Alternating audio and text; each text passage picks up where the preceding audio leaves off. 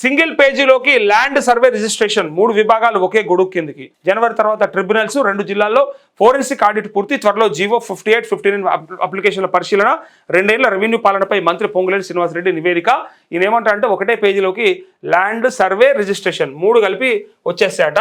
ఈయన కొడుకు చేసిన భాగవతం ఏందో ఒకసారి మనము ఈ వార్త చూస్తే అర్థం చేసుకోవచ్చు. ఎవరు? పొంగులేటి శ్రీనివాసరెడ్డి. ఆయనకు సంబంధించినటువంటి కంపెనీ. ఏం కంపెనీ అది? కంపెనీ పేరు రాఘవ కన్స్ట్రక్షన్స్. కంపెనీ పేరు రాఘవ కన్స్ట్రక్షన్స్. ఒకసారి చూడండి, వీళ్ళ గురించి వచ్చిన వార్త ఏందో చూస్తే షాక్ అయిపోతారు జనాలు. చెప్పేది ఒకటి, వీళ్ళు చేసేది ఒకటి. 300 కోట్ల విలువైన భూమిని కబ్జా చేసేందుకు యత్నించి జేసీబీలతో దాడి చేసిన మంత్రి పొంగులేటి అలియాస్ బాంబులేటి పుత్రరత్నం. పొంగులేటి కొడుకు ఏం చేసిండు? ఈయన పేరు బాంబులేట్ అని కూడా అంటాం కదా మనం, అప్పుడప్పుడు తెలుసు కదా. సో గచ్చిబౌలిలో పొంగులేటి కొడుకు రాఘవ కంపెనీపై కేసే నమోదైంది. 4 రోజులుగా వార్త బయటకు పొక్కకుండా అడ్డుపడుతున్న ప్రభుత్వ పెద్దలు. గండిపేట రెవెన్యూ మండల పరిధిలోని వట్టినాగులపల్లి భూ కబ్జాకు యత్నించి 70 మందికి పైగా బౌన్సర్లతో వెళ్లి భూమి చుట్టూ ఉన్న ప్రహారీ కూడా కూల్చివేత. ఇది పొంగులేటి కొడుకు చేస్తున్నటువంటి కథ. అడ్డుకున్న స్థలం యజమానిపై దాడి. 7 సెక్షన్ల కింద కేసు నమోదు చేసిన గచ్చిబౌలి పోలీసులు. పల్లవి షా అనే మహిళ ఇచ్చిన ఫిర్యాదు మేరకు కేసు నమోదు. అక్కడ ఉన్న గోశాలను సైతం ధ్వంసం చేసినట్లు ఫిర్యాదు. జేసీబీలను తీసుకెళ్లి గోశాలతో పాటు షెడ్లను కూల్చిన వైనం. గోశాలతో పాటు షెడ్లను కూడా కూల్చిపడేసారట. నవంబర్ 30 అర్ధరాత్రి చోటు చేసుకున్న ఘటన. పొంగులేటికి చెందిన రాఘవ కన్స్ట్రక్షన్స్తో పాటు మరో 5గురిపై కేసు నమోదు చేసిన గచ్చిబౌలి పోలీసులు అంటూ గచ్చిబౌలి పోలీసులు కేసు నమోదు చేసినారు రాఘవ కన్స్ట్రక్షన్ పైన. సో ఇక్కడ ఈ 3 విభాగాలు ఒక గొడుగు కిందకి వస్తాయట. రాష్ట్ర రెవెన్యూ వ్యవస్థను పూర్తిగా మార్చడానికి భూభారత చట్టాన్ని తీసుకొచ్చామని, ల్యాండ్ సర్వే రిజిస్ట్రేషన్ 3 విభాగాలను ఒకే ప్లాట్ఫామ్లోకి తీసుకొస్తున్నామని మంత్రి పొంగులేటి శ్రీనివాసరెడ్డి వెల్లడించారు. సచివాలయంలో 2 ఏళ్ల రెవెన్యూ పాలనపై తీసుకున్న సంస్కరణలను ఆయన వివరించారు. మెరుగైన రెవెన్యూ వ్యవస్థను దశల వారీగా అమలు చేస్తున్నామన్నారు. భూభారత చట్టం తర్వాత వచ్చిన 9 లక్షల అప్లికేషన్లు పరిష్కరించే దిశగా చట్టాన్ని అమలు చేస్తున్నామన్నారు. అయితే ధరణి ద్వారా వచ్చిన 2.45 lakhs అప్లికేషన్లను పరిష్కరించాలని వివరించారు. అనంతరం CCLA Lokesh Kumar, stamps and registration శాఖ కమిషనర్ రాజీవ్ గాంధీ హనుమంతుతో కలిసి ఆయన మీడియా సమావేశంలో మాట్లాడారు. త్వరలో భూదార్ నెంబర్లు. ఇది త్వరలో అనేది అయితే ఎప్పటి నుంచో వింటున్నాం. ఈ త్వరలో అనేది గంతే. భూదార్ నెంబర్ అంటే మీకు యాదుకుండాలి, కరెక్ట్గా 2 ఏళ్ల కింద అనుకుంటా, 1.5 year కింద ఆధార్ నెంబర్ ఎట్లుంటుందో మనుషులకి, మీ భూమికి అట్లా మీ పట్టాకి ఒక భూదార్ నెంబర్ అని వస్తుందని చెప్పింది. ఇప్పటిదాకా పత్తలేదు.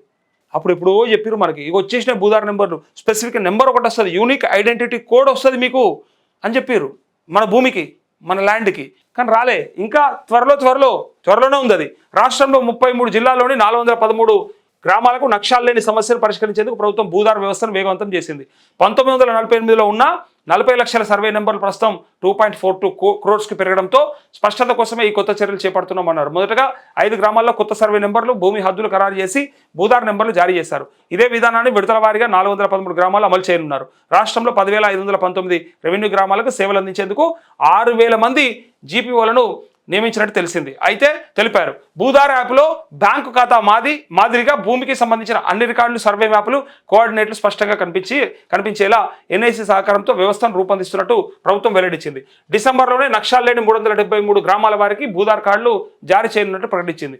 త్వరలో సాదా బైనామాల రెగ్యులేషన్. ఎప్పుడు ఈ సాదా బైనామాలు ఏం చెప్పారు తెలుసా? అఫిడవిట్లు ఇవ్వాల్సి వస్తుందని చెప్పారు. అఫిడవిట్ లేకుండా ఎట్లా చేస్తారు వీళ్ళు? ఇప్పుడు చూద్దాం. ఇక సాదా బైనామాల రెగ్యులరేషన్ అయిపోతుందని చెప్తుండు. ఎట్లా చూద్దాం. ఇక్కడ రాష్ట్రంలో సాదా బైనామాల రెగ్యులరేషన్ ప్రక్రియ త్వరలో ప్రారంభం కానుందని మంత్రి తెలిపారు. తహసీల్దార్ వద్ద వ్యవసాయ భూములు, సబ్ రిజిస్ట్రార్ వద్ద నాన్ అగ్రికల్చర్ ల్యాండ్ రిజిస్ట్రేషన్ కావడం వల్ల సమస్యలు వస్తున్నాయని, అందుకే అన్ని రికార్డులను సింగిల్ పేజ్లో సింక్రనైజ్ చేసి ప్రక్రియ చేపడుతున్నామని తెలిపారు. అయితే మొత్తంగా 9.25 లక్షల సాదా బైనామా అప్లికేషన్లు భూభారతి ద్వారా క్లియర్ చేయనున్నట్లు కోర్టు స్టే ఇప్పటికే వెకేట్ చేయించామని మంత్రి వెల్లడించారు. ధరణి రెవెన్యూ సదస్సుల నుంచి పెండింగ్లో ఉన్న 9 లక్షల అప్లికేషన్లు జనవరి చివరి నాటికి పూర్తి చేస్తామని, ఇక మిగిలితే వాటి కోసం ప్రత్యేక ట్రిబ్యునల్ ఏర్పాటు చేస్తామని మంత్రి తెలిపారు. ఇది పక్కాగా జనవరిలో చేయకపోతే ఇక నా సొంత అడుగుతాడు బరాబర్ అడుగుతాడు. ఇక బాంబులు నిజాలు త్వరలో వెలుగులోకి. గ్లోబల్ సమ్మిట్ నేపథ్యంలో ప్రచారంలో వచ్చిన బాంబులు విషయంలో నిజాలు త్వరలో వెలుగులోకి వస్తాయని మంత్రి పేర్కొన్నారు. ఆ బాంబులు వచ్చేది లేదు, పోయేది లేదు. ఈ బాంబులేట అర్థమవుతలేదు. గడికి బాంబులు అంటాడు, కానీ నీ పైన ఈడీ రైడ్ చేస్తే మాత్రం ఆ బాంబులు ఏంటో చెప్పరు బయటికి. మరి బీజేపీతో ఎవరు కొల్లుడైనట్టు, ఎవరు ఏం చేస్తారు అనుకోవాలి? నీ గురించి అయితే ఎందుకు బయటికి రాదు? మరి ఎప్పుడో పోయిన దీపాలు, మొన్న దీపాలు కాదు, పోయిన దీపాలకి చెప్పిండు బాంబులు వెళ్తాయి అని. అప్పటి నుంచి ఇప్పటిదాకా ఒక్క బాంబు కాదు, తుస్సు పటాకు కూడా వెళ్ళే. తీసుకుపోయి కేటీఆర్ జైల్లో పెట్టురు అని చెప్పారు. తప్పు చేస్తే కేసీఆర్ కూడా జైల్లో పెట్టుర్రి, మెడల్ పెట్టి నూక్కపోరు అని చెప్పారు. ప్రజలు అన్నారు తప్పు చేస్తే. మరి ఏమైంది? తప్పు చేయలేదా? మీరు అబద్ధం ఆడినరా? ఏడి బాంబులేవి ఎవరి జేబులో పెట్టుకురు, మరి ఎవరి సీట్ కింద పెట్టిరా? ఇంత బాంబులు అని తీసుకుపోయినా తెలిసి ఎవరి సీట్ కింద పెడతారు వీళ్ళు, కానీ పక్కా ఒకరిని లేపుతారు ఇక. ఎక్కడన్నా ఒకటి లేచిపెట్టేట్టున్నాడు ఇక అతి త్వరలో వీళ్ళు చేసే కథలకి. ఇది ప్రజలు అనుకుంటారు. పత్రికలో వచ్చిన వార్తలు నిజం కావని ప్రతి అంశం ప్రజలకు స్పష్టంగా తెలుస్తుందన్నారు. జీవో 111 ప్రాంతాల్లో హైకోర్టు ఆదేశాలు, చట్టాల ప్రకారం మాత్రమే చర్యలు తీసుకుంటామని స్పష్టం చేశారు. ఓఆర్ఆర్ లోపల ఉన్న మున్సిపాలిటీల విలీనంతో మార్కెట్ ధరలను సవరించనున్నట్లు చెప్పారు. హిల్ట్ పాలసీపై ప్రతిపక్షం విమర్శలు చేయడం సిగ్గుచేటు అన్నారు. హిల్ట్ పాలసీ పైన ప్రతిపక్షం అట్లా చేస్తే సిగ్గుచేటు అన్నారు. మరి ఇదేందిగో హైదరాబాద్ ఇండస్ట్రియల్ ల్యాండ్ ట్రాన్స్ఫర్మేషన్ పాలసీకి సంబంధించిన విధాన నిర్ణయం జీవో విడుదల కాకముందు దీనికి సంబంధించిన సమాచారం ప్రతిపక్షాలకు లీక్ కావడంపై ప్రభుత్వం సీరియస్ అయింది. ఆ లీక్ల వ్యవహారం నిగ్గు తేల్చేందుకు తాజాగా విజిలెన్స్ విచారణకు ఆదేశించింది.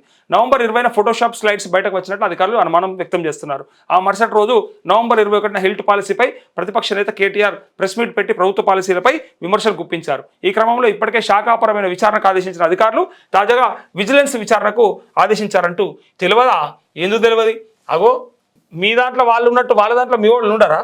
ఇప్పుడు మీ దాంట్లో వాళ్ళు ఉండి ఇటుపక్క ఏనాటు మోస్తున్నప్పుడు అటుపక్క ఉన్న దాంట్లో ఇట్లా వాళ్ళు ఉండరా అని అనుకోవచ్చు మనం. ఇగో ఇదే ఇందాక నేను చెప్పినటువంటి వార్త.